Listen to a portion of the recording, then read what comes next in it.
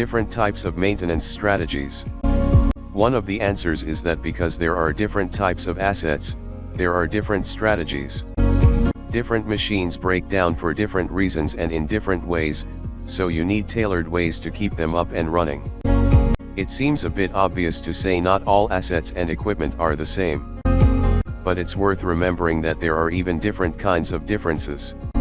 Any two assets can be different in terms of how they work and how they usually break. So, an AC unit is not the same as an ice machine.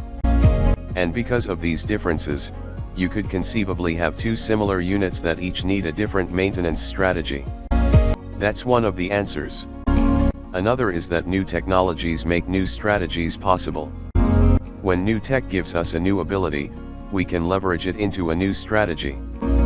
For condition-based maintenance and predictive maintenance, for example, sensors mounted on your assets and equipment capture a constant stream of data that you can use to help determine when to schedule to next maintenance inspections and tasks.